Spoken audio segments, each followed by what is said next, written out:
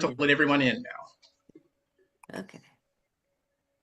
Welcome, everyone. Thank you all for joining. We're going to get started in a few moments. We're just waiting on a few to join us from the waiting room. Thank you all for being patient, and thank you all for being here. If you can put where you're from in the chat, and if you are in an Indivisible group, that would be great too. And then we can get to know a little bit about you. Going to get started in a few moments, everyone. We're just waiting on a few more to join us from the waiting room. So thank you all for being here. Thank you all for being on time. We're going to get started momentarily. We're going to start with a few announcements in a few moments, and then we're going to hear from our speakers. So thank you all for being here. Today is our Earth Day panel. It's an environmental panel. We've got quite a few environmental experts here from across the state who are going to talk about an array of important issues related to our environment, especially now that we have the new administration in who's rolled back a lot of the environmental protections at the federal level. Now more than ever, it's important that we protect our environment in our state, and we continue to advocate for environmental protections. So we're going to start things off with just a few announcements as we get started. I do want to first recognize our co-hosts for the event here today. We've had quite a few groups that are co-hosting this along with us. So we've got Indivisible Illinois, who is the main host, but we've also got co-hosts Champaign County Indivisible. We've got Indivisible Evanston. We've got Indivisible Greater West Loop, Indivisible Monroe County, NWS OFA Indivisible, State Line Indivisible, and Voices of Reason.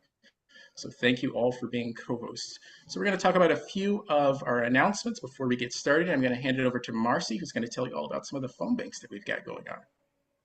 Hey, thank you, Patrick. Hey, yes, we are phone banking to Virginia. As a lot of you probably are aware, Virginia is having a redistricting election, and it's tomorrow. And we are having one more phone bank to Virginia voters. It's basically to let them know they really, really have to go out and vote yes, so they can redistrict and fight what's happening in Texas and in Missouri with them trying to get more seats for Republicans and trying to take over Congress for the next 2 years after this. And I'm going to put it in the chat. It's going to be tomorrow from 10:30 a.m. to noon because it is election day. So that's why it's an early one. So I just wanted to let you know that that is coming up. We also just an FYI, another couple things. There is also the Rifle Act. There's going to be a an advocacy day in Springfield on the 8th of May, and there's going to be a free bus from several places in the state. Please sign up for that. And if you want to know more about it, NWSOFA is having a rifle day virtual event coming up on the 23rd. I will put all those in the chat. Thank you, Marcy. And I also want to talk a little bit about just our Neighborhood Canvas Leader program. We're going to be doing issue-based canvassing all throughout the summer. Great issues like environmental issues and other issues that we are all concerned about in some of our key battleground districts, just to make sure that people are aware of their elected officials' positions on these issues. So please do sign up for our Neighborhood Canvas Leader program if you're interested in that. We're also going to be going to some of our surrounding states to support good candidates that reflect our values in some of our surrounding states as well. And in addition to that, we're going to be doing some issue-based phone banking as well headed into the summer, so be on the lookout for that as well. So I would like to go ahead and introduce our first speaker here today. This is a panel that is on the environment, and our first speaker is Jack Darren. Jack Darren has worked as the Sierra Club Illinois chapter lead since 1992. He's been a member of the Sierra Club Illinois since 1989. His position entails working with community members, volunteers, public officials, businesses, laborers, leaders across Illinois, and advocates, working with advocates to find solutions for environmental problems. He's worked to strengthen the membership of the Sierra Club Illinois and to build a bigger, more inclusive environmental movement. He has worked on a wide variety of conservation and pollution issues with federal, state, local agencies, and with environmental responsibilities with the business, labor, faith, social justice, and other stakeholders. So I would like to hand it over to Jack Darren. Thank you, Patrick. Hi, everyone. Good evening and happy Earth Week, with Earth Day being technically on Wednesday, the 22nd. But this is just an exciting time of year because all throughout the month of April, we've got not only is spring happening, bringing us some joy when it's not bringing us flooding, but just reminders of all the life around us and what we need to do to protect it. I really want to thank Indivisible. I know that you all are doing so much on so many of the issues that are really threatening our country and our planet. And so to make time to focus on what Illinois is doing here in the environmental space, I really appreciate that. And I've been so impressed at the work of Indivisible in resistance in many forms. I personally see most often folks from Indivisible in Chicago, where I'm just in awe of everything from the mass mobilizations and convening like welcoming, powerful, safe, well-organized events with 250,000 people, to instant response when ICE is in our communities or standing with communities under harm. Just Indivisible has just been incredible to watch, and a great partner in a lot of areas. So thank you for convening this. So I am the director of the Sierra Club Illinois chapter, and I've been doing this as in your introduction for a long time. And so learned a lot about the issues across the state. And one of the great things about the Sierra Club is that we really kind of want to be an open door to anybody who wants to plug into the environmental movement. And we have a wide range of policies that kind of give us the issue backing to jump into environmental fights of really any and all kinds. And over the time that I've worked here, we've been heavily involved in climate policy and energy policy, clean water, toxics, protecting nature. It really runs the gamut. And that's because we work really hard to try, and this is my job, but we work really hard to try to base the Sierra Club in our grassroots environmental leadership. That's really one of the main sources of our power, is that we have leaders and members from across the state of Illinois in every county, every state representative district, every state senate district, that really share the same values regardless of what part of the state they come from. And so we're working on a wide variety of fronts, trying to focus most of our efforts on a few major campaigns. We, for over a decade, have been working with partners in the Illinois Clean Jobs Coalition to move Illinois to bold climate solutions.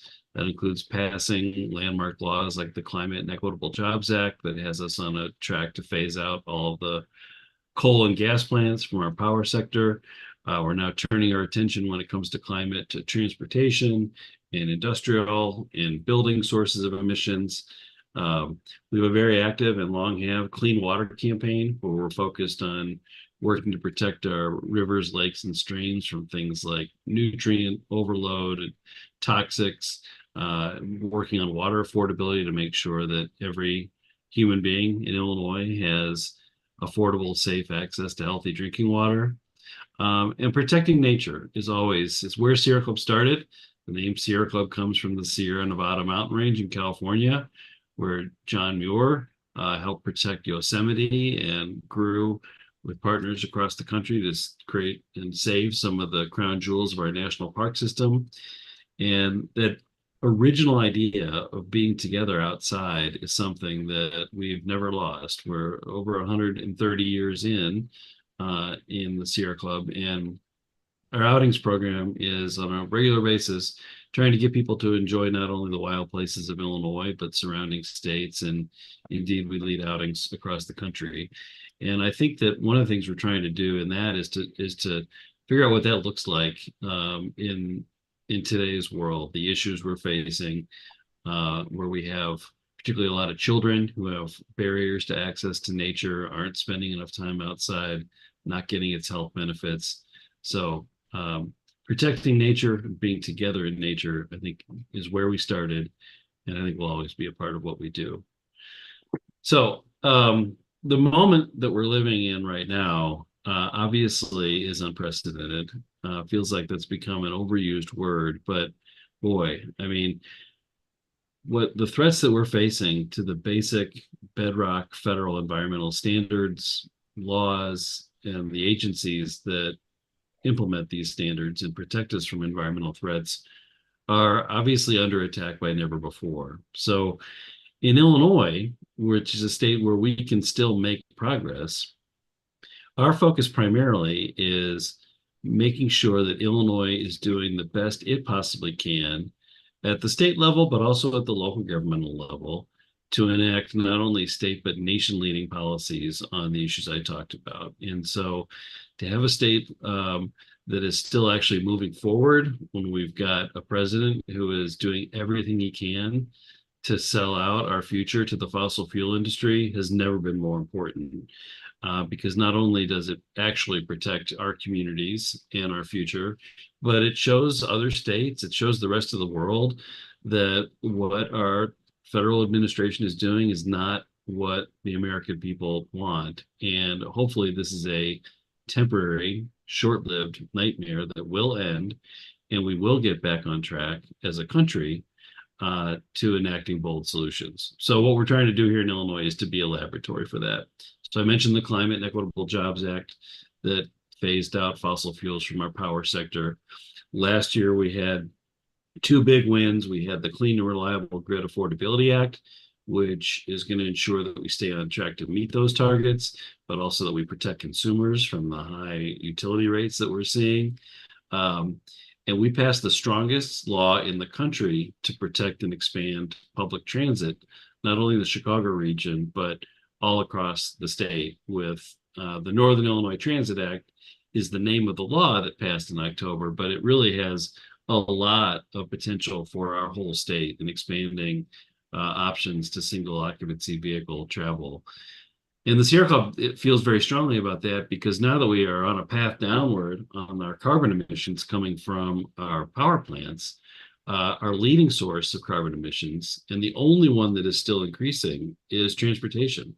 So getting a handle around how we move ourselves around, how we move freight and goods around is going to be really critical to reaching our climate goals. So those are a couple big wins last year, and there's not a lot of great things happen anywhere in the United States on climate in 2025. So to pass big bills, to stay on track to 100% clean energy future, and to really revitalize transit statewide, we're very proud of those big steps forward in 2025. And that's a lot of what we do. We work in Springfield trying to pass bold state legislation. Right now, we are stepping up both at the state level and all across the state at the local level to face the threat of data centers that are coming for our energy and for our water supply.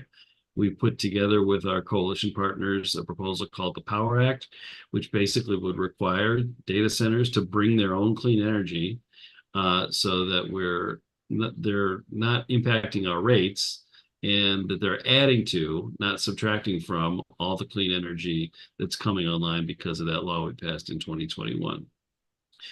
We're also looking to hold the fossil fuel industry accountable by making polluters pay for the climate damage that we've experienced as a state.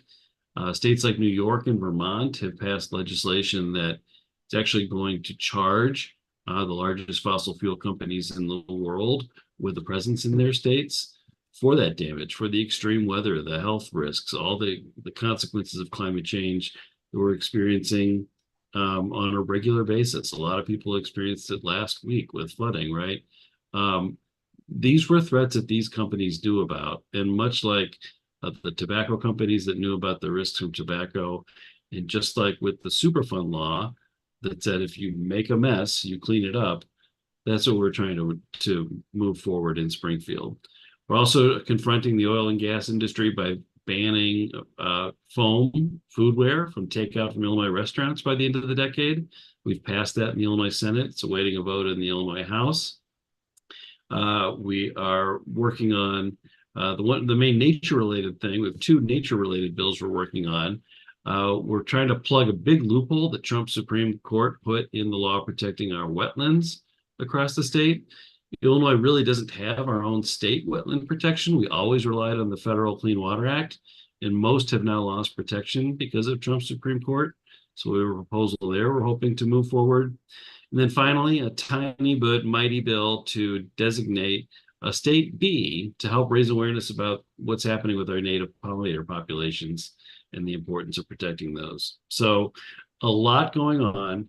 And I really want to be an open door. We all at the Sierra Club want to be an open door to people who want to join us. We're primarily organized by local groups. We have 14 around the state, basically one group around each of the population centers of the state, and they're all run by volunteers. I see some of you on this call. It's good to see some friends here. But we need more help. We're up against a lot. You know that as well as I do. And if the environment is your thing or you think it might be, check us out. We'd love to plug you in somewhere to what's going on. So I think I've probably taken my 10 minutes and last thing I will mention, maybe as a transition to my friend who's coming up next, the other thing we do, and the way we pass all these bills, is we've got to have bold leaders in office who are going to move these solutions forward. So the political process is a huge part of what we do. We just came off of a March primary election where we jumped into 34 contested primaries across the state. And a lot of them were pretty risky, but we won 25 of them, including our next speaker, Commissioner Coral Sepulveda. So I look forward to hearing from her. But we'll be right back out there in the fall. We spent a lot of time talking to candidates, evaluating them, having them make bold commitments. And when they do that, we want to go out and be on the streets and on the phones for them and make sure they don't always got the leaders to move in an entirely opposite direction from where our country's going right now. I'll pull up there. Thank you, Jack. A lot that we can work with, and we look forward to working with you on many of these initiatives.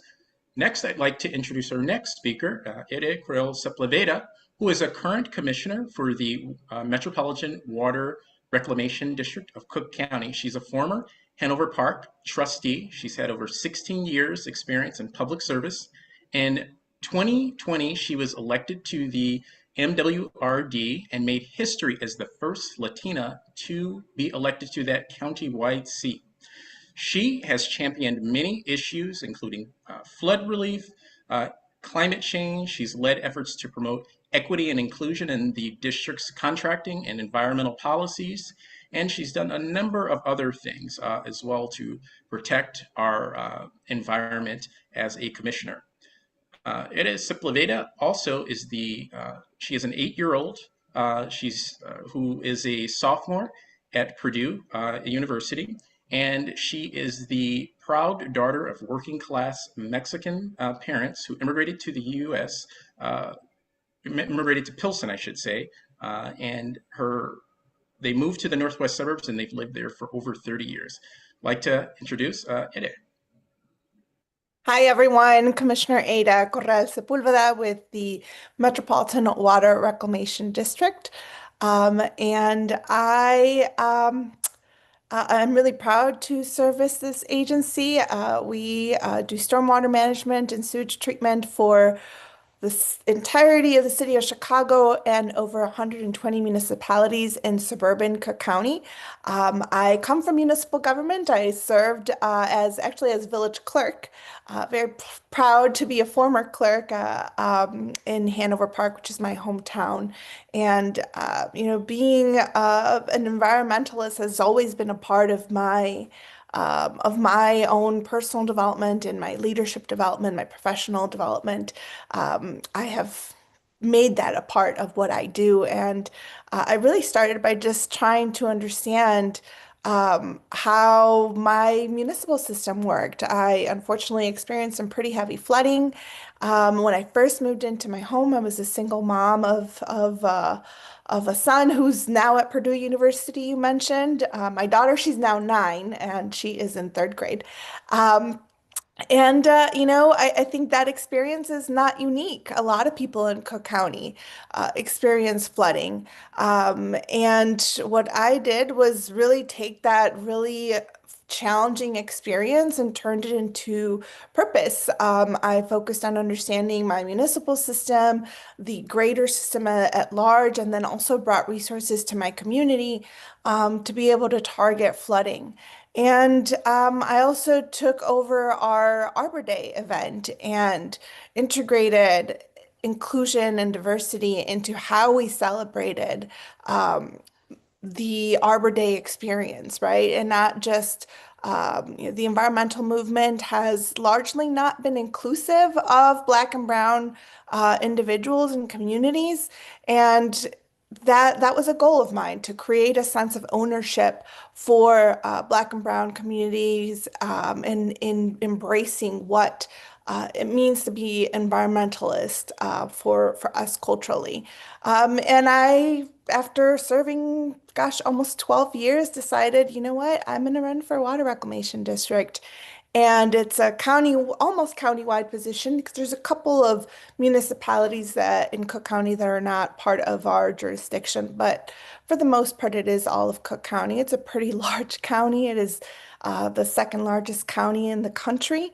And we do really great work. I was elected, as you mentioned, in 2020. I'm proud of the work that MWRD does, and we have great stakeholders in partnership like Sierra Club, Friends of the River, Delta Institute, so many others that support the environmental work that we do. Now, as far as how things have changed with the current federal administration, I felt really good with the previous administration because our federal EPA director for Region 5, which is largely the Midwest, was Deborah Shore under the appointment of President Biden, and she's a former commissioner of the Metropolitan Water Reclamation District, and I knew we were in good hands with her leadership.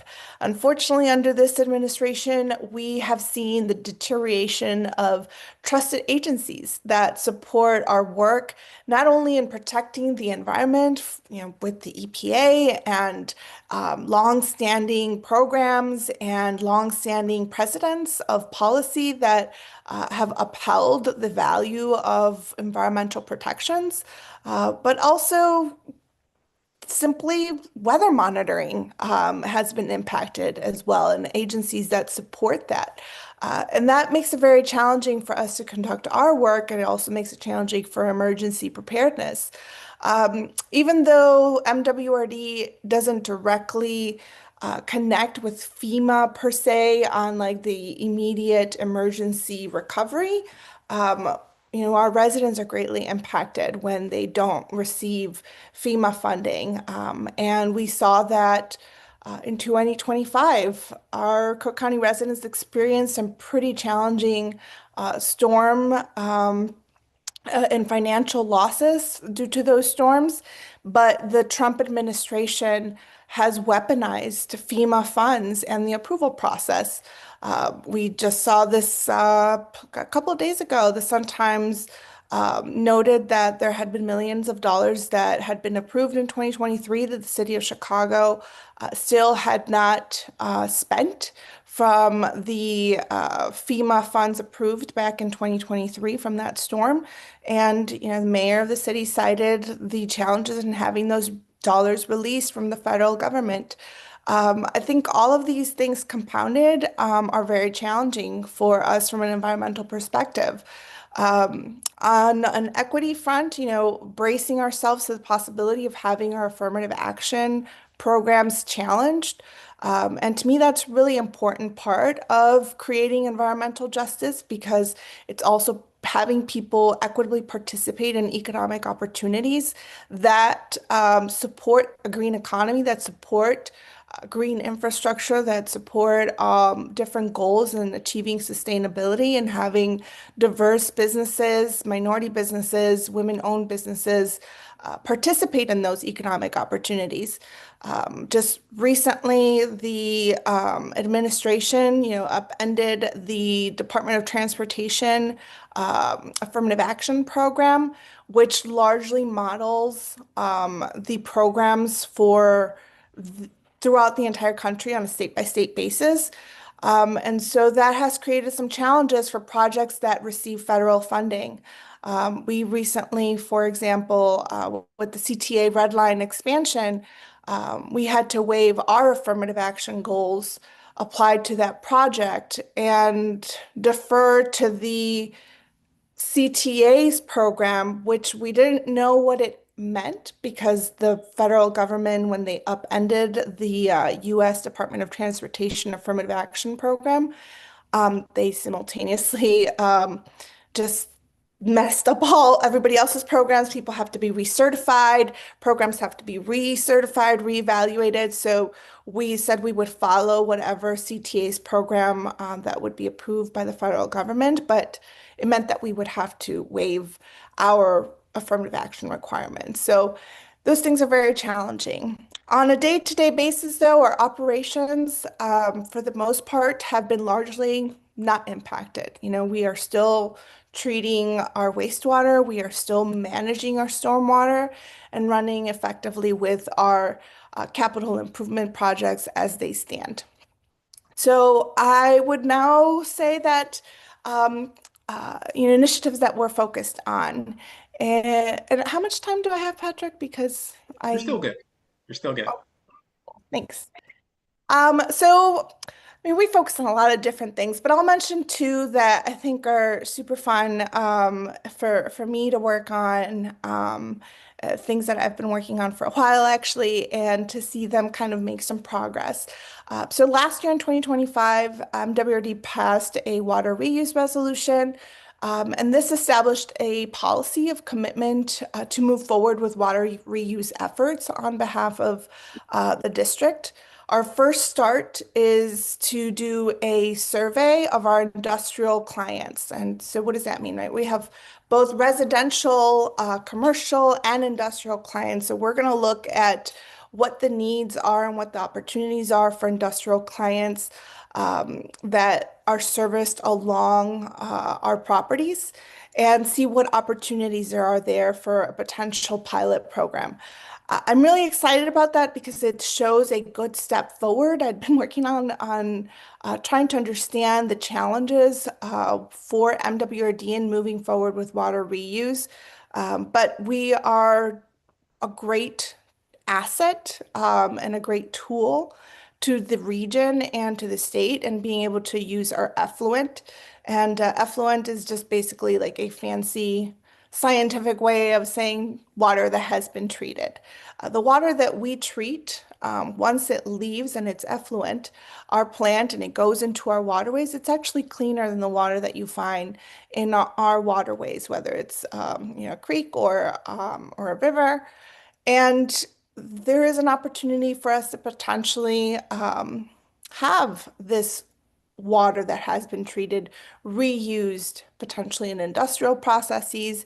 I would like for the future to have us participate in opportunities to work with data center developments, for example, so that we're not using clean potable water. We can use some of our water. But this is our first start at MWRD. We're one piece of the puzzle. We have to work in conjunction with the city of Chicago because the city of Chicago is the purveyor of water throughout the region, and also with the state. And then the other fun thing that we're working on is the PFAS Wastewater Citizens Protection Act. Sorry, I had to turn off my Alexa alarm. The PFAS Wastewater Citizens Protection Act, or also HB 2955, is establishing a committee to monitor PFAS in our wastewater. And if you're not familiar with PFAS, these are just thousands of different types of chemicals. It stands for, I wrote this one down, hold on. Per and polyfluoroalkyl substances, because I always struggle with saying the whole thing out. And really, it's the goal is to have an action plan within a year, focusing on the technology, the cost, making sure that we, as a wastewater agency and other wastewater agencies throughout the state, are not being held financially liable because we do not produce PFAS. We want to make sure that we are taking an approach of making the polluter pay. We have these different manufacturing companies that are creating this pollution. What I will also say to that is that when we evaluate our source of PFAS in the region for Cook County, it's not necessarily the industrial clients. It actually largely comes from residential. So it's us as consumers and the products that we're consuming. And I'm talking about anything from like your mascara to your waterproof uniform, your Teflon cooking wear, wrappers of your favorite fast food restaurants. These types of chemicals are in a lot of different consumer products that we are using on a day-to-day basis. And so really being able to address what that means for us as a state is critical. And finally, on what you can do to help us with that initiative, right now we have HB 2955, which is the PFAS Wastewater Citizens Protection Act. It did pass the House last year, and it should be moving into the Senate. And we're hoping that it will come out this year. So please call your senator and ask them to support that and become a co-sponsor. Again, that's HB 2955, and I'll link that I'll drop the link for that on the chat. Thank you, Ada. All right, I'm going to hand it over to Marcy, who's going to introduce our next speakers. Thank you, Patrick. Okay. Scott Allen is the Energy Policy Specialist for Citizens Utility Board. He joined the Citizens Utility Board in February of 2014 as the organization's first downstate staffer. Since 2017, Scott has worked with partner members of the Illinois Clean Jobs Coalition on energy and utility legislation with a particular focus on advocating for municipal and cooperative utility ratepayers. Although most of his time is spent on data center energy and utility related issues, he represents CUB in the future of gas proceedings at the Illinois Commerce Commission also. Please welcome Scott Allen.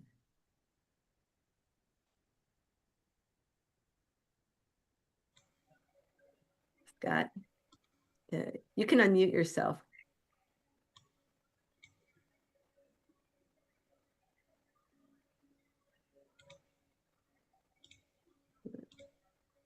Who was on? There we go. Now I'm set. Okay. Thank you, Marcy. And I apologize for being late. I was actually just talking to a group here in Bloomington about data centers. We had a town hall meeting this evening with several Clean Jobs Coalition partners, and it was a packed house. So I made it back just in time. So yeah, thank you for that. And thank you for having me here this evening too. Like Marcy said, my name is Scott. I live in Bloomington for now. And I'd given a lot of thought over the weekend to the first question about the administration, and it's kind of hard to parse out the horrors that we've been seeing on every level. And Commissioner, I share the same assessment that you do.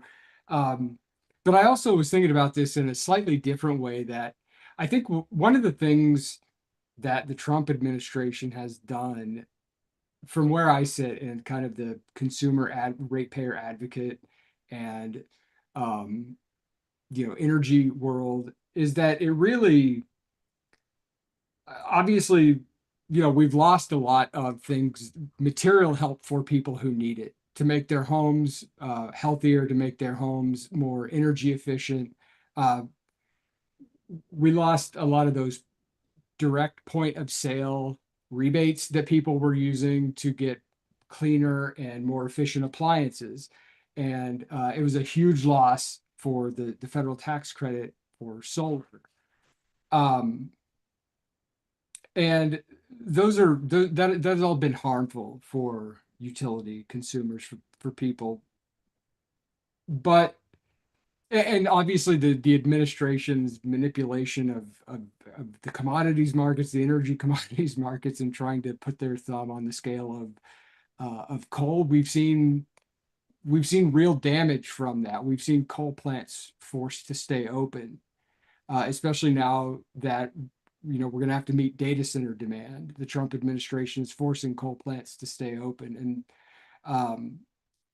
that's bad for ratepayers. That's bad for the environment. But one of the things that I've given a lot of thought to is how this administration has really laid bare the deficiencies that we've had for decades in this country when it comes to um, the willingness to begin an energy transition and to really sustain it, to support it, to get behind it. Um, so yeah, the Trump administration yanked away a lot of those benefits and have kind of harmed the day-to-day living conditions of people. Uh, but I don't know that things were really going that great to begin with. You know what I'm saying? That we're trying to solve climate change through tax credits, and we can't turn this entire system around through tax credits. We just can't. Um, the Inflation Reduction Act and Build Back Better were good. They were helpful for all of us, and it took away some of that risk, I think, of guessing like, is there going to be some investment in where we need massive amounts of investment? But the fact that all of that went away after the next day shows that it wasn't durable. We don't have that durable plan for transition, kind of at like the central planning level. And anything that can be so thoroughly dismantled in just such short order wasn't really built to last in the first place. So we've had decades and generations and multiple Republican and Democratic administrations that had opportunities to mitigate and avoid the catastrophes that we see from the fossil fuel industry and climate change, and each of them really kind of ignored or refused to take seriously the consequences that we're facing now. And hopefully it's not too late. So without a doubt, the Trump administration has caused a monumental amount of damage. And whether, I think a lot of that has been intentional, but I really hope that we can get to a point in the next administration where we do try to make those kind of durable regulations toward really pointing us in the right direction. And so I just had to get that off of my chest. The federal changes at Cub. So if anybody's not familiar with the Citizens Utility Board, our organization was started with an act of the General Assembly, the Cub Act of 1983, I believe it was. And they gave us the task of representing utility ratepayers in front of the courts and the General Assembly and other public bodies. So a lot of our work is really state focused. It's primarily state focused. We do a little bit of work at the PJM, the grid operator for the northern part of the state. We do a little bit of advocacy work there as well, but mostly we're focused on the state of Illinois. And the administration, we did lose some money that through federal grants that we were going to use to do some consumer education, particularly around clean buildings. That's unfortunate, but we found a way to make make ends meet on there. We certainly haven't had as bad as a lot of other organizations that do similar types of work. So I'm just really hopeful that again, we're not just replacing an administration, we're kind of replacing a way that we do things, a way that we regulate the fossil fuel industry, a way that we think about transition, and especially equity when it comes to things that people need to live, like gas, or not gas, but heat and electricity. Our primary focus right now is our immediate focus at Cub right now is data centers. We're extremely concerned about the costs of electricity being driven up by data centers. And I think most of you probably are in the Chicago or the northern part of the state, ComEd customers. And we already know that those price impacts that were bad last summer, they're going to be worse for you this summer. And they could potentially be worse for us down here on us Ameren customers as well. And unless we do something about that, this potentially enormous growth of data center load, we can expect those problems to get worse and worse and worse. And so that's why most of our attention right now is focused on passing legislation that protects ratepayers as well as our environment and our communities too. And we're focused on, most of my work, in fact, was supposed to have been focused on clean buildings, but I've had to turn my attention to data centers. That's why I work at the Commerce Commission level, participating in the Future of Gas proceeding, where we're hoping to start that transition now. We know that the transition away from the gas distribution system is going to be a long one. It could potentially be very inequitable for poor people, especially. And we want to start now, to start planning that transition kind of over the next couple of decades. And so a lot of my attention, Cub's attention, is focused on clean and healthy buildings and electrification, and how do we leave nobody behind when it comes to electrifying. But as far as what people could do, like for Indivisible especially, just please keep doing what you're doing.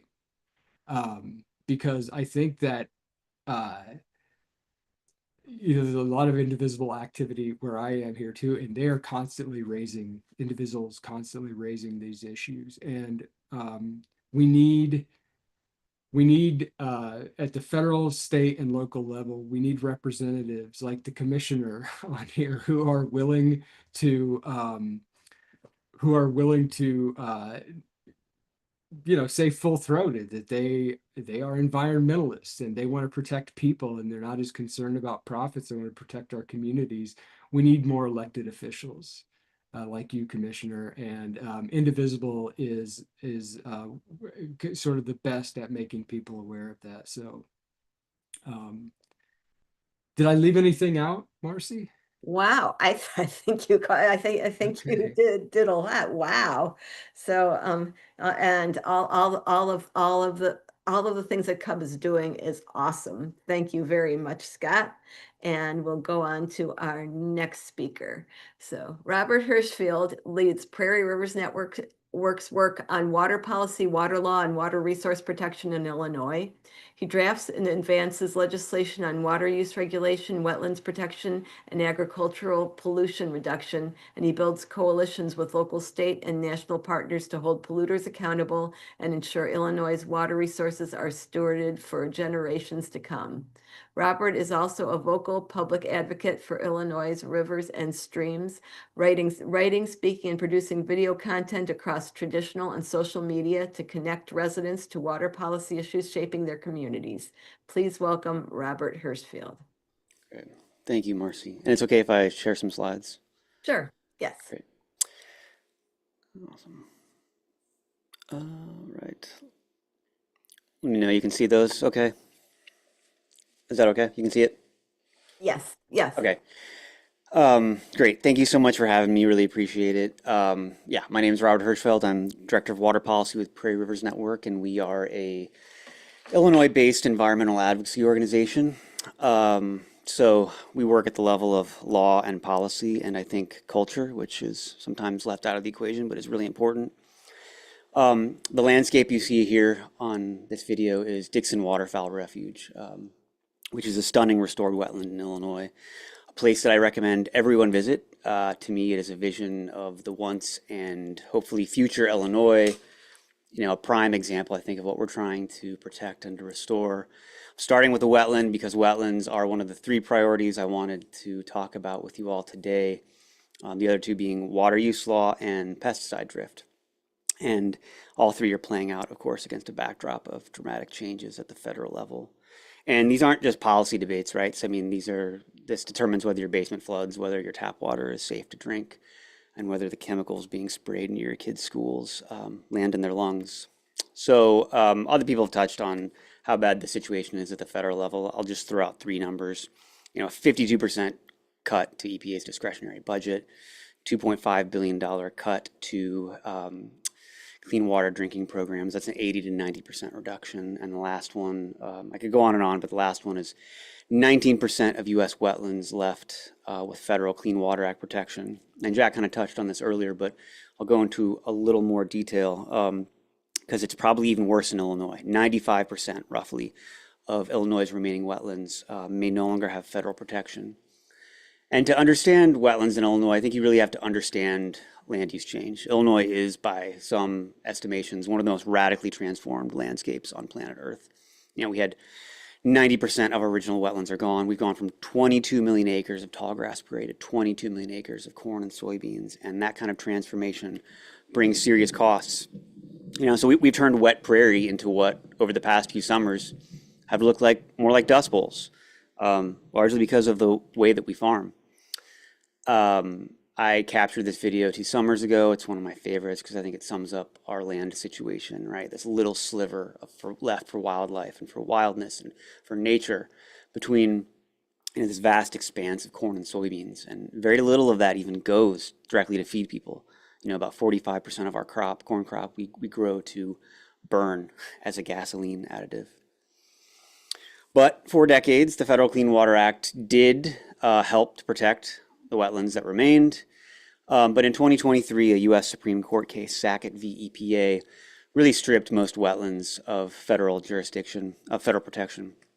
And basically what happened is, without getting into all the legal weeds, the court ruled that a wetland is only federally protected under the Clean Water Act if it has a continuous surface connection to a permanent waterway, essentially making it indistinguishable from that waterway. But the problem is that is not really how wetlands work, right? So wetlands are sponges, and they fill up with spring rains, and they can dry down in the summer. And that's one reason they're extremely valuable for flood control, right? A dry wetland is the sponge soaking up floodwaters and keeping them out of your basement. But the court's test, punishes those wetlands for doing exactly the thing that we need them to do. Oh, you're dry? Okay, well, you don't have jurisdiction anymore. And then last November, a new EPA put a new rule forward that further strips wetlands of Clean Water Act protection. And by EPA's own estimate, something like 94.6 of Illinois' remaining wetlands would lose federal protection. And unlike some of our neighboring states like Michigan and Minnesota, Illinois has no state-level wetlands program. So we relied almost entirely on the Clean Water Act, which means we're in trouble. And what does that trouble look like, right? So this is Southern Illinois. 3 years ago, these green and purple spots on the map that you see, that's what would have been protected by the Clean Water Act. And you can see that they're kind of along major riverways. Now, that's what's protected. East St. Louis, an area that's been plagued by flooding. Here are the wetlands that would have been protected by the Clean Water Act, likely would have been protected 3 years ago. That's likely what's protected now, a couple little purple spots there. Quad Cities along the Mississippi River, same thing, another area that's had a lot of problems with flooding. That's what would have been protected 3 years ago. That's what's protected today. And imagine how much flooding could get worse, right, if we lose that sponge effect that these wetlands provide. So we're demanding that the state step up where the feds are stepping back, and with many of our partners here, including some here like Sierra Club, we've introduced and been advocating for the Illinois Wetlands Protection Act. And it basically tries to recreate that federal wetlands permitting program, but at the state level, and it would be run by the Illinois Department of Natural Resources. So the bad news is this is the 3rd year we've been running it. Thus far, it has been successfully blocked by the ag lobby. For as progressive as Illinois' reputation is when it comes to ag policy, we might as well be Iowa. And that's a problem because we really need these wetlands. I mentioned flood control, but they also filter this massive agricultural runoff problem that we have in Illinois. Again, 22 million acres of corn and soybeans with a lot of fertilizer applied. And this creates pollution problems in our water here, but also creates a dead zone in the Gulf of Mexico. It's continental scale pollution. And wetlands are one solution to that, but not if we don't protect them. But we don't protect them. We're not protecting them. Instead, we're planting in floodplains that should be wetlands. This is the Kaskaskia River in central Illinois. There's no buffer. We're planting right up to the eroding stream bank. You can see it's not even really good cropland. It's marginal land. It's not yielding a good crop, not unless you're farming the government, which is what happens because we subsidize planting in areas like this instead of letting it be wetlands that can perform those critical functions. How critical are these functions? All right, so let me just highlight this number because it's, to me, astonishing. All right, so we've got about 1 million acres of wetlands left in Illinois, and those wetlands provide something on the order of $755 million annually in residential flood protection. Right, that is an astonishing number. Like that is an economic value that dwarfs whatever it would cost to run a state wetlands program. So we really need to convince Governor Pritzker not to be penny wise and pound foolish here, right? These wetlands are extremely valuable. Second thing I want to touch on is how much water are we using and is there enough and who gets to use it? And with the data center build out, this is top of mind. And the truth is, Illinois has no statewide permitting framework for large water users. Chicago, being on Lake Michigan, is kind of on its own system, but for the rest of the state, there really is no system to govern water usage. And so a data center could come in, show up to Champaign County. We're over the Mahomet Aquifer here, a sole source aquifer. And if it wants to pump water out of the ground, it can pump millions of gallons a day. And the state has no oversight, doesn't have to issue a permit. So this is basically a function of the fact that Illinois water use law is operating on centuries-old principles out of like 18th century English common law. So if you're a property owner, you have the right to reasonable use of that water, which is fine if you are a small English manor. It doesn't work when the biggest user in the county is a hyperscale data center, for example. So we really need to modernize our water use laws. This is a big project, and frankly, it's going to take years. I do believe there's an obvious first step forward, and that's that the state needs to know who's using water and how much water is being used. There's a provision that requires large water withdrawers to report to the state, but there's no enforcement, and so these water users don't report. I have drafted up language and working with Senator Ellman in Naperville to advance legislation to enforce that reporting requirement. And we're also working on a specific data center bill that was mentioned earlier too, the Power Act, which would require disclosure of water use and ratepayer protection. And then the last thing I want to talk about is pesticide drift. So a lot of schools in Illinois are very close to crop fields. And like I said, we're applying a lot of chemicals to these fields. 61% of schools in Champaign County are within half a mile of row crops. This is Blue Stem Hall Nature School in Urbana. And these kids go to school on 200 acres of restored prairie. And they're learning to read and write and do math and history and all that stuff. But they're doing it like out in the prairie. And they're getting a hands-on ecological education. But they're also getting an education into what row crop agriculture looks like in Illinois. And that means that sometimes without warning, they have to be run inside because they can smell, feel, taste even some of these pesticides that are drifting onto that property. And one of those kids in that photo, actually the girl in the video, that's mine. So got 2 kids who are there. So it's a personal issue for me. For more than 8 years, Prairie Rivers Network has been working in Illinois to document damage from pesticide drift. It's chemical trespass, right? It's invading people's private property.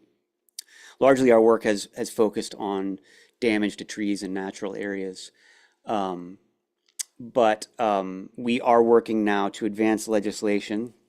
Well, sorry, let me back up and just show you like what this looks like. So I'd encourage you, as as leaf out starts to happen this spring and summer, take a look at the trees around you, right? Here's a redbud and an oak, and you might see this. I can almost guarantee you're going to see it. And once you see it, you can't unsee it. It really is everywhere. And so it's important that we recognize how widespread this stuff is. And of course, the federal stuff that's happening at the federal level is terrible.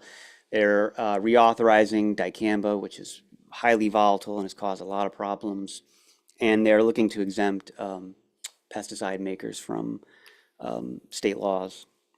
So we have been advancing a bill that would require licensed applicators to notify schools, parks, and daycares within 24 hours if they're within 1,500 feet.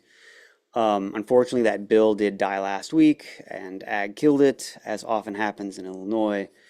But we are coming back with some blockbuster data this summer, and we're going to keep pushing for this legislation. So how can you help? People have covered it here, but call your legislators, contact them. I think you all know what to do, right? Show up, bring people in who aren't already engaged, and stay connected with us and with Sierra Club and Cub and others who are here today. And lastly, I just real quick, since I've been given the soapbox, I'm going to use it. I think we have to do more than resist, right? I think we have to do more than defend the bureaucratic status quo. We've got to offer some kind of compelling vision for the future, right? People who have swept into power in this country are talking about colonizing Mars and, replacing humanity with AI. And, I don't think we should cede big multi-generational thinking to the leave Earth and humanity crowd behind, right? The Cologne Cathedral here, that took 600 years to build. Generation after generation of people built that knowing they wouldn't live to see it. They were doing it for something greater, for the future. And I think we shouldn't be afraid to think and act in those terms. And we should have an appetite for boldness. And I don't care if that's outlandish. We should be outlandish. But even if we can't think at the level of centuries, we should at least think in the level of a generation or two. I started showing you Dixon. This was corn and soybeans 30 years ago. They turned off the pumps. They let it flood. They let it become this amazing, incredible wetland that has wildlife and provides all these functions that wetlands do.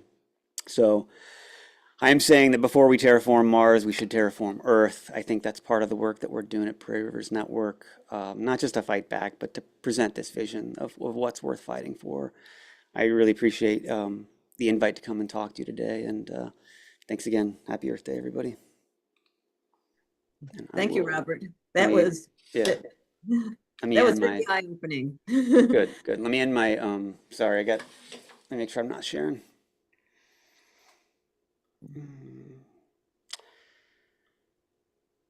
All right, stop share. Okay, thank you. Yeah, that was definitely very eye-opening. I hope they pass some legislation soon. Anyway, we are at our last speaker, who is a friend of mine. Dr. Chris Storr is a retired researcher from the Illinois State Geological Survey Prairie Research Institute at the University of Illinois at Urbana-Champaign. He has also previously done humanitarian and community work on 3 continents in applied geology, including performing investigations for dams, sewage lagoons, hazardous and nuclear waste sites, dye tracing, dumps and landfills in the Ozarks and through that state, and conducting a site selection study for hazardous waste disposal facilities in Missouri for the Missouri Geology and Land Survey. Dr. Storr was a Fulbright senior specialist at Beni Suef University in Egypt, and participated in and led international humanitarian development projects in Malawi, Africa. Chris has investigated dumps and legacy landfills in Midwestern USA, Egypt, Malawi, and Patagonia, Argentina. He is a professional geologist and certified engineering geologist in Illinois and Oregon, and sits on the Illinois Board of Licensing for Professional Geologists. Chris served as 3 times as a member of the Champaign County Board. He was twice appointed to serve on the Mahomet Aquifer Council, and sits on the Illinois Professional Geologist Licensing Board, and is an active member of several professional geology associations. He continues to serve on the Mahomet Aquifer Council, and is currently the 2025 to 2026 Richard H. Johns Distinguished Lecturer for lecturing on solid waste management. Please welcome Dr. Christopher Storr. Thank you, Marcy. I didn't intend that you should read the whole thing. Uh, the I appreciate the invitation to speak here, and I prepared a few remarks. Uh, One of them was how have changes what has changed under the current federal administration, and I think previous speakers have done a pretty good fair job addressing that. And I'll point out that the National Association of Counties has made an initiative to seek funding for groundwater sustainability and protect water quality protection, but has not gotten any action. I I delved into Project 2025 and did a search for the term groundwater and found one hit on page 431.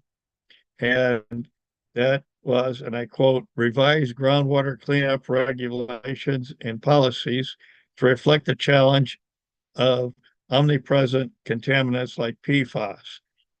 There are far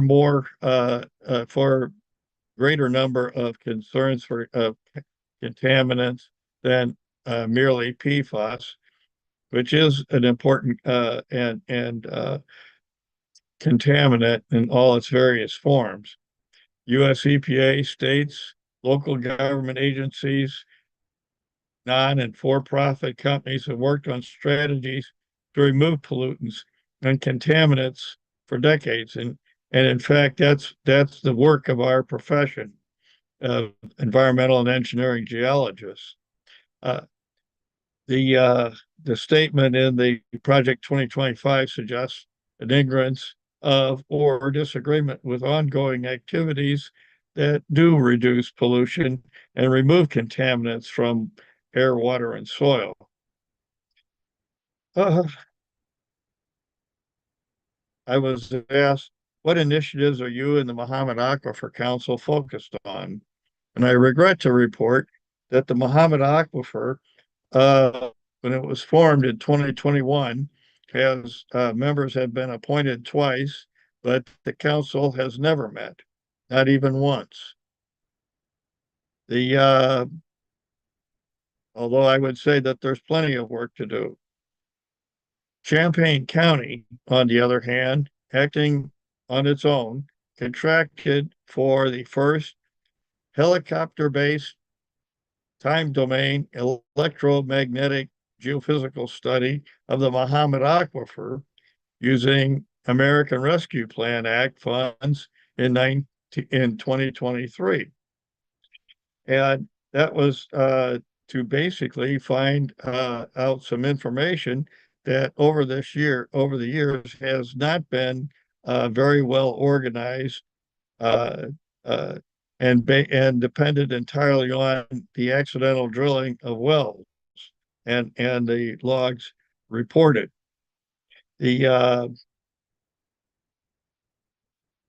However, there have been some federally funded projects that have come along since the Champaign County project to fly HTEM over Iroquois, Ford, Livingston, and Vermilion counties.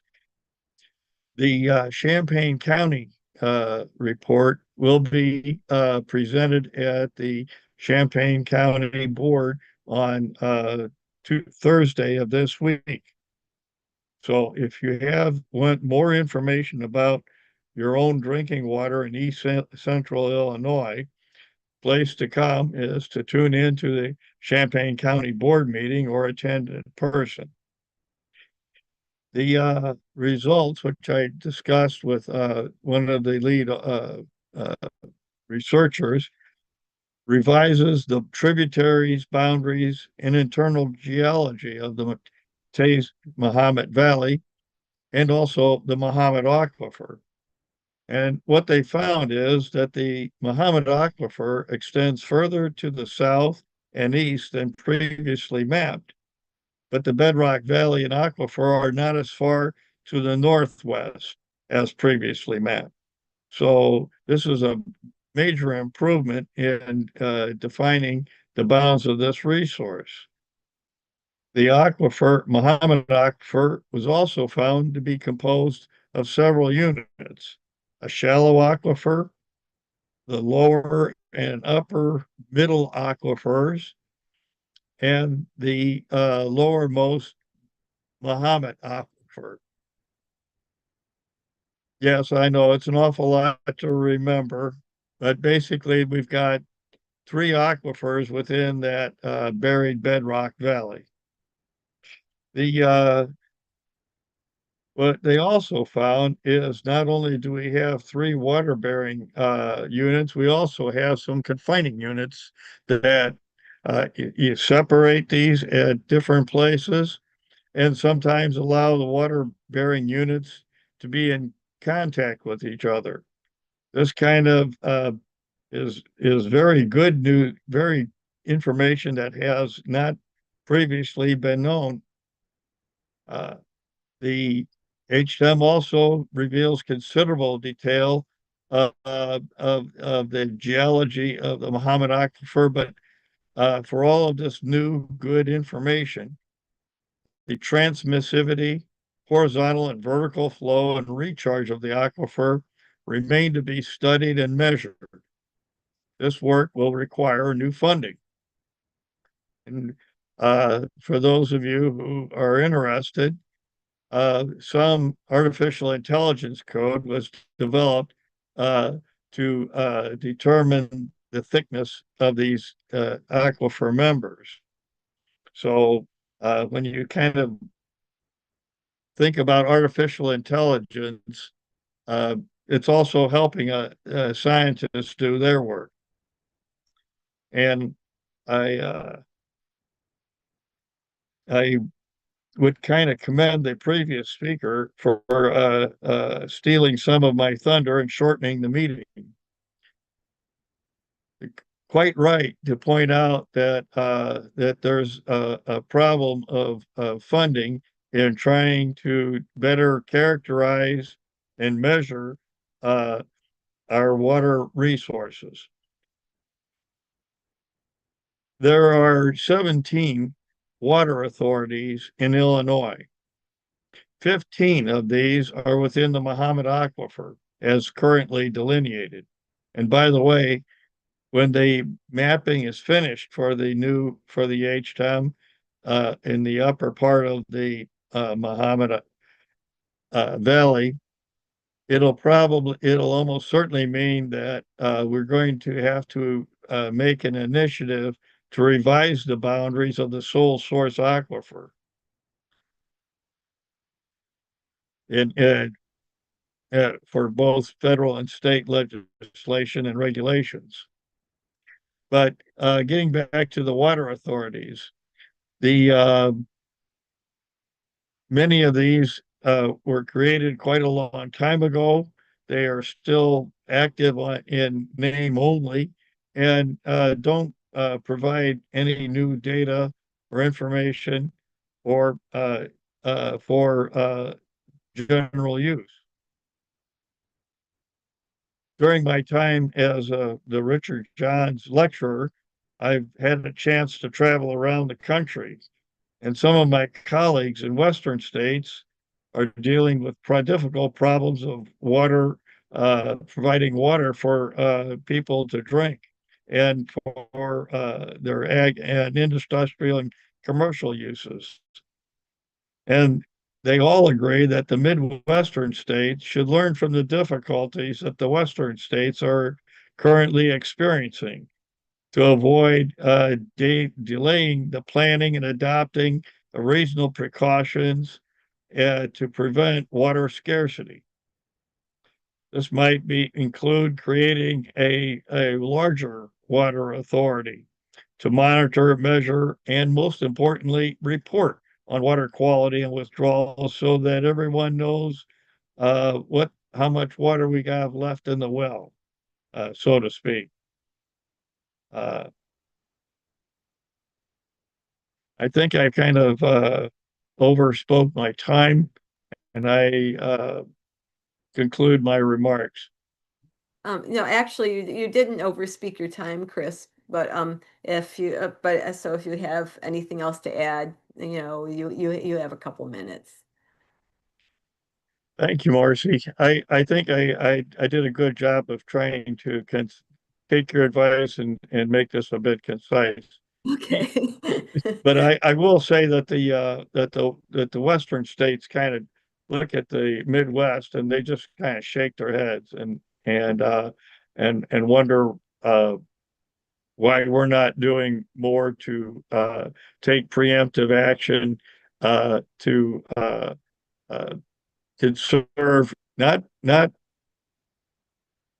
overly so, but to conserve our resources so that we can have potable water for the foreseeable future. Back to you. Okay.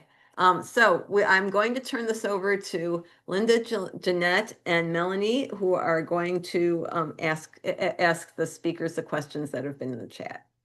I guess some of the speakers have already answered the questions in the chat. So thank you very much, speakers. You rock. We are very happy about that because we only have 20 minutes. So we're so Yeah. happy. No, we've definitely gotten some great answers. There's been some great conversation in the chat too. I'm just gonna highlight a few of those questions, so hopefully we can share some of the answers with everyone in case you missed them as they were flying by. The first question, I believe, is for Ada, and it's from Dolores Pino. And the question is, would getting a state level NEPA or National Environmental Policy Act and an implementation and enforcement apparatus enacted be a good goal to work towards for Illinois?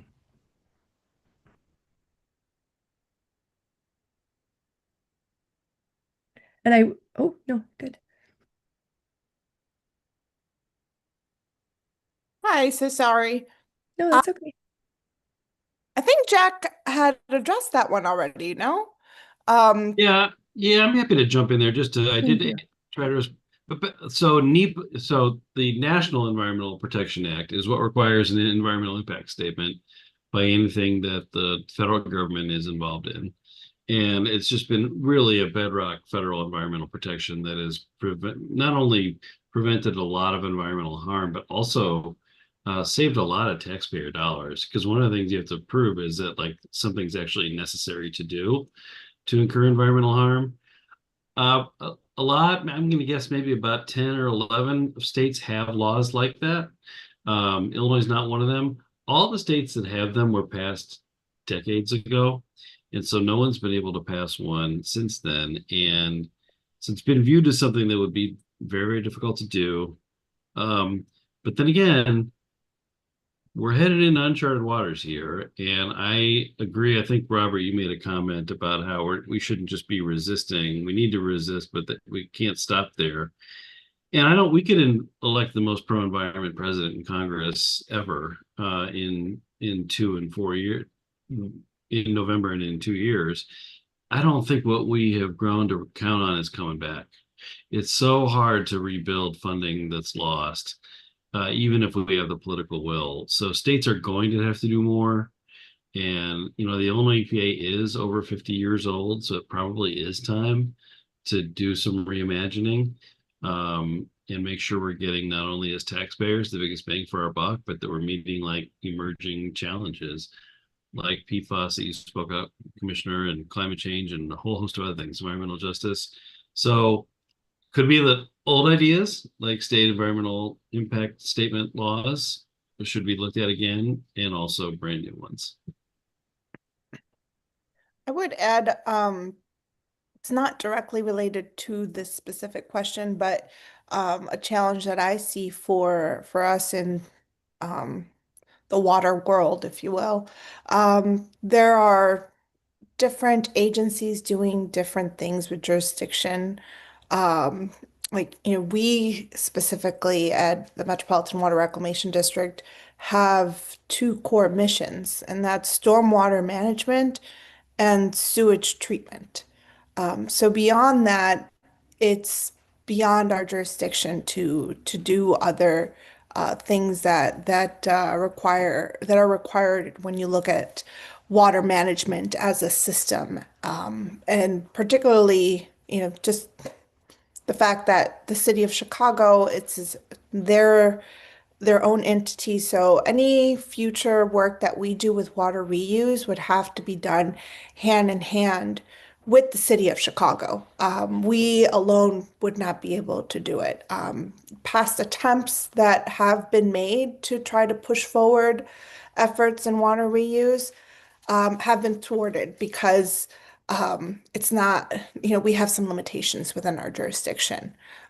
So, there are some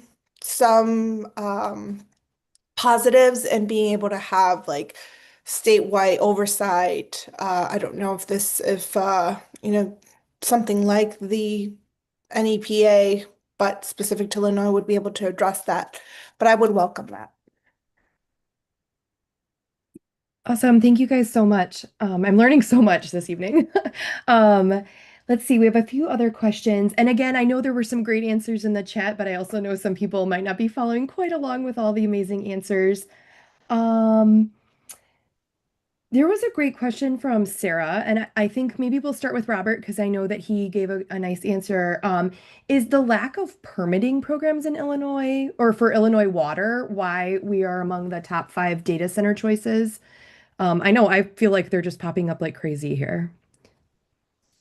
Yeah, they're coming in, and Scott backed me up, so I'll take that as a positive, positive with my response. But I mean, data centers are looking for electricity capacity. They're looking for fiber cable, and they're looking for water. And Illinois got all of that. And to some degree, we've had policymakers and lawmakers who have been encouraging of of that as an economic development model. So it's probably not at the top of the list. That said, I've heard last year it started where we were getting calls every week about, if not one coming in, one snooping around. And, the there's just a dramatic weight difference in, these data centers coming into particularly rural areas, right, where they have money and legal expertise, and they can just roll these like rural county boards over. And so in a rural area where the data center might be, pumping water out of the ground or out of a surface water resource like that could be a factor, although probably not the top one. Thank you. I know there was a very lively discussion of this topic, but I'm hoping that we can highlight it for everybody again. I know Patrick brought up that State Senator Laura Ellman was the main sponsor for the legislation that we've been talking about. What do you suggest? You've got a whole room here of activists from all over the state. I would love to hear from as many panelists as possible, just your advice for how we can push other legislators to support these bills and what we can do or what we can get our local groups to do to help get across the finish line on these. Yeah, and I think Chris had his hand up from the last question too. Oh. Yes, I did. And I wanted to kind of up again on something that Robert Hirschfeld brought up. And with regard to the data centers, I know that your Urbana-Champaign sanitary district would like to have some very highly treated wastewater that they could use for some of these data centers. And I think that requires some sort of state legislation. Am I correct in that? Are you familiar with that, sir? To sell the water? Yes. I don't know that it would require state legislation. They've done something similar with the Cronus, the fertilizer plant, right? They're sending their effluent. That's right. Yeah, That's so right. But I thought that there was a need for some sort of state action in that regard, but I yeah, hope I'm not. I don't know. We should connect. Let's connect separate on that Sure. question, Chris. Yeah. On the question about state legislation, so particularly if your legislators are Democrats, and unfortunately we are in an era where these issues pretty much break down along party lines. I'm not saying it's not worth talking to Republicans. Republicans are very concerned about data centers as well, perhaps for different reasons, but it's worth talking to everyone so your voice is heard. But particularly with Democrats, like they are most likely all running as part of the resistance in some way, shape, or form, right? As a counter response. And these are really important statements that they can make about not being with the fossil fuel industry, about closing loopholes created by the Trump administration. Some of these may be acted on in the next 40 days, but some of them are going to take more time. You know, the Climate and Equitable Jobs Act basically was a 3-year cycle, and this is pretty common. You put forth a bold idea, people look at it, poke at it, pose counters to it for a year or so, and then things get real in the negotiation. But the amount of power you can build at the beginning of that cycle around an idea, like the Power Act, like the Wetlands Protection Act, influences how good the final product is going to be.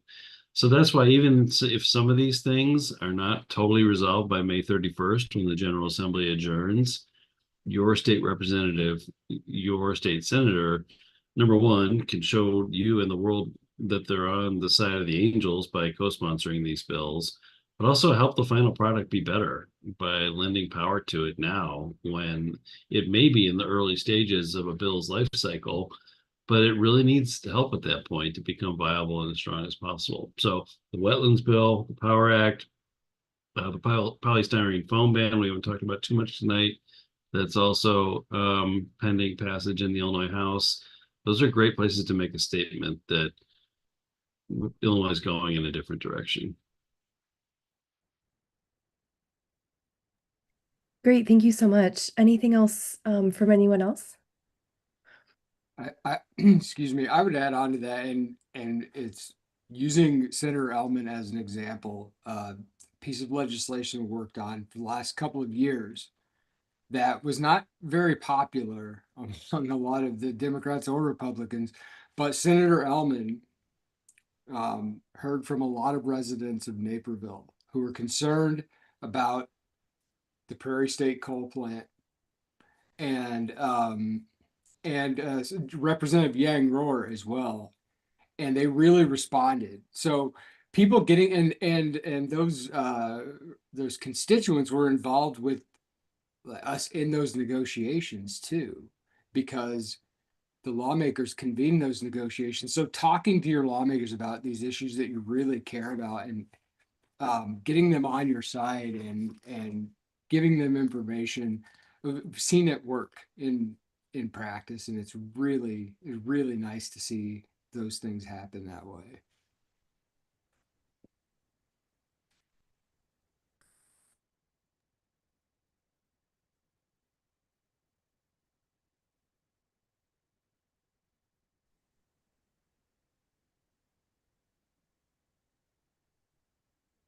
Sorry, I'm looking through the questions. Is there anything else? Linda, are you seeing anything?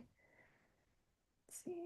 And I don't know if we want to get into, there was a question about whether data centers actually need to use water. And there was some back and forth in that. I don't know if anybody wants to address that one. Well, I generally leave the water stuff to my friends at Prairie Rivers to talk about that part of it.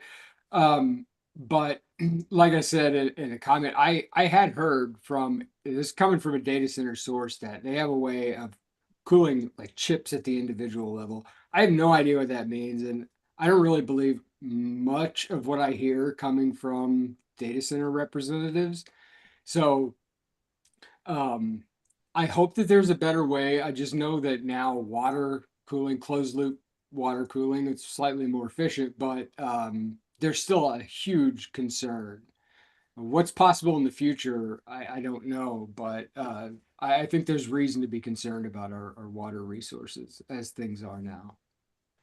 And there's a water energy trade-off, right? As you go to these less water intensive methods of cooling, they require a lot more energy. And so, this data center that's going into Joliet, 1.8 gigawatts. That's how much, like that's the power draw, right? And that's partly because they moved to this closed loop cooling system. 1.8 gigawatts, that's how much all the homes in the city of Chicago are pulling at on average at a given time. Like, so these energy numbers are wild. So it really depends on the technology, but there are trade-offs. If you're using less water, you probably have some other issue. So.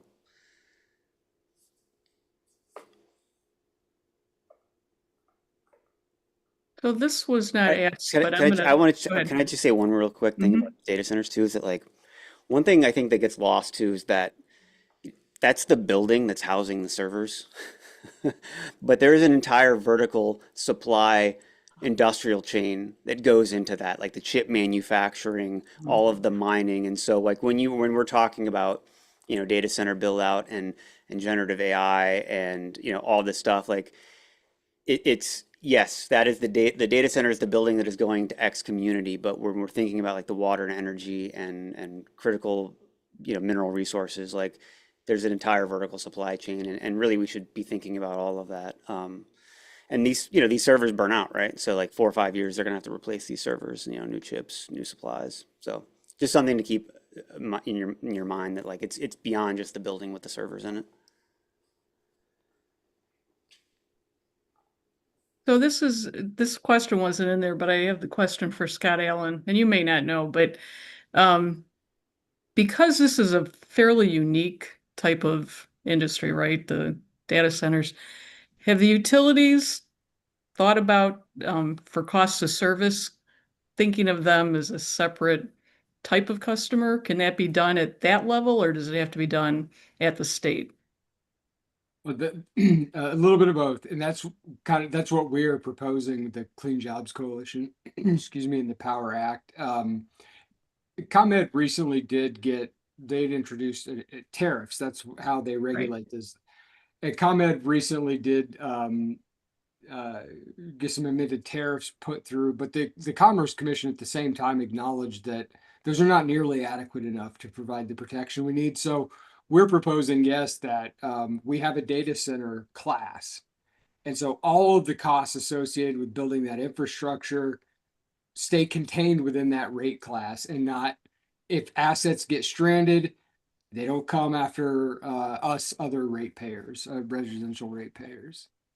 And so that could be done either through legislation, or it could be done through through the regulatory, through the Commerce Commission too. So it would be nice to make it clear in legislation,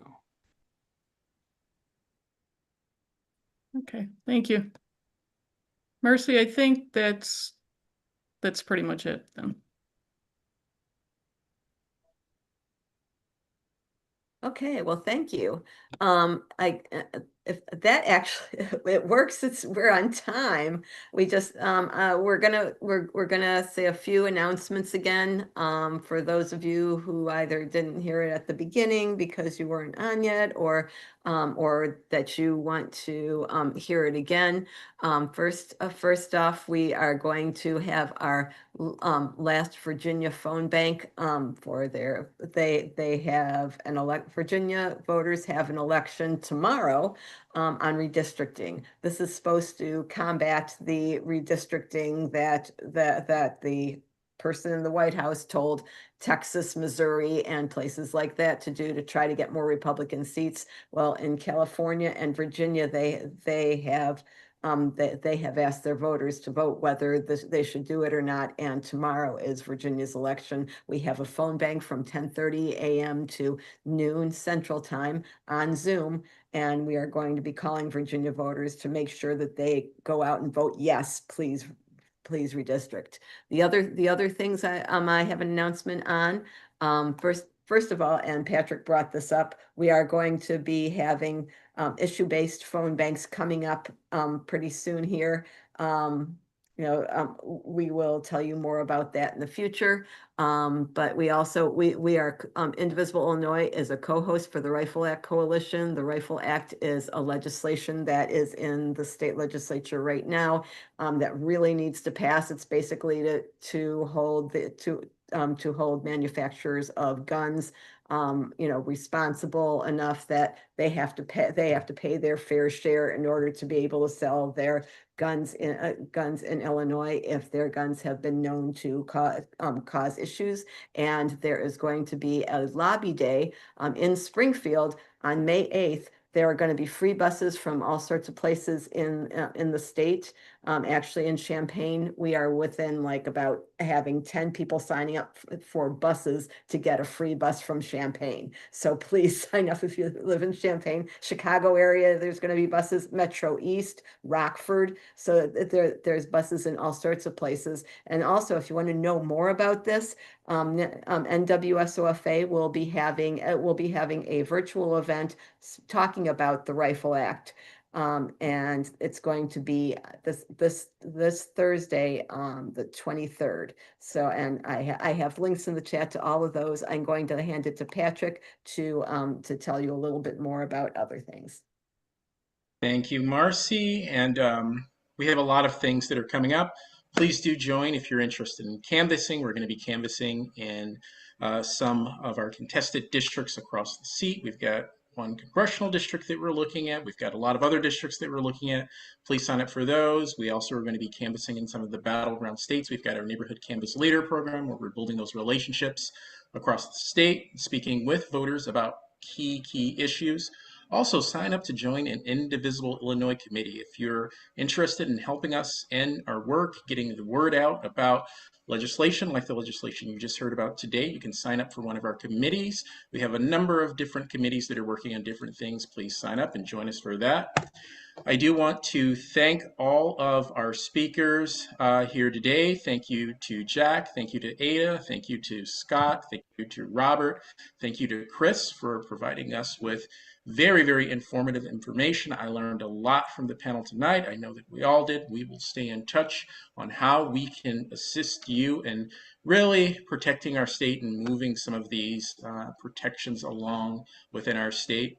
I also want to thank our co-hosts, Champaign County Indivisible, Indivisible Evanston, Indivisible Greater West Loop, Indivisible Monroe County, NWSOFA Indivisible, State Line Indivisible, and Voices for Reason. Thank you all. If you all would like to view the recording, it is available on YouTube, and we look forward to talking with you all soon. Thank you. Good night, everyone. Thank you, Thanks all. Be speakers. well. Thank you, everybody, for coming. You all rock. You all do. Thank you. Earth Week, all.